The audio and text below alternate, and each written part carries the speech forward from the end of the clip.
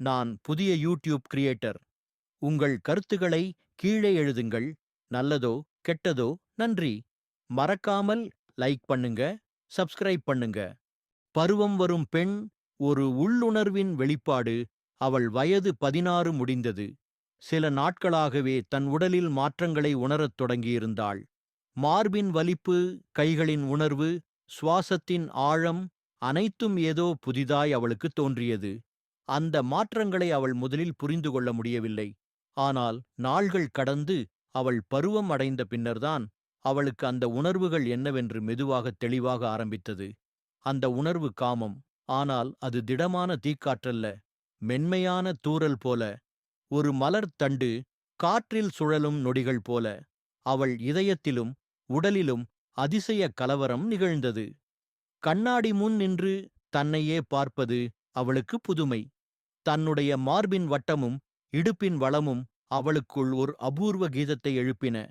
அவள் இனி சிரிக்கும்போது சிரிப்பின் பின்வட்டத்தில் ஒரு காமவாசனை தெரிகிறது. பேசும்போது சற்றே நெருங்குவது, தோழிக்கு கையில் தொடுவது, ஒரு படம் பார்த்துவிட்டு மௌனமாகச் சுவாசிப்பது, இவை அனைத்தும் அவளது பருவ உணர்வின் வெளிப்பாடுகள்.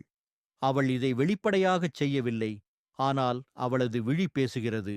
அவளது நடை மெதுவாக மாறுகிறது. உடைகளை அவள் இனி தேர்ந்தெடுக்கிறாள், மென்மையும் அழகும் ஆர்வமும் கலந்த பாணியில். ஒரு நாளில் ஒரு பையன் அவளது மேல் பார்வையை நிறுத்தினான். அந்த பார்வை நேரடியாக அவளது விழிகளைத் தொட்டது. அவள் உடல் ஒரு நொடி பதற்றத்தில் ஆடியது. ஆனால் அவள் தலை குனிந்து சிரித்தாள். அந்தச் சிரிப்பே அவளது முதல் வெளிப்பாடு, ஒரு புரிந்துணர்ச்சிக்கான பதில். வீட்டில் எல்லோரும் இருந்தாலும் அவள் தனிமையில் உணரும் அந்த உணர்வுகள் ஒரு மெளன பயணமாகவே தொடங்கின. கனவுகளில் முகங்கள் தோன்றின. தோழிகள் பேசும் சில வார்த்தைகள்.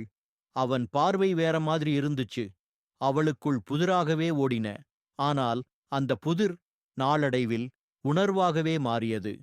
அவள் ஒரு நாள் தன்மேல் ஒரு சுவரின் சாயலில் நிழலாக விழுந்த கதிர்களை பார்த்து உளமுடி நின்றாள். நான் ஏதோ புது பயணத்துக்குள் நுழைந்திருக்கிறேன் என்ற உணர்வு நெஞ்சைக் கவர்ந்தது. அவள் கைகள் தானாகவே தன் மார்பைத் தொட ஒரு இமையா உணர்வு எழுந்தது.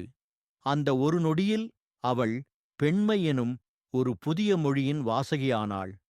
காமம் என்பது தவிர்க்க வேண்டிய ஒன்றல்ல, புரிந்து கொள்ள வேண்டிய ஒன்று. பருவமடைந்த பெண் காமத்தை வெளிக்கொணர்கிறாள். அவளது மொழியில் அல்ல, அவளது பார்வையிலும் நடையிலும், அவளது உயிர் முழுவதிலும்.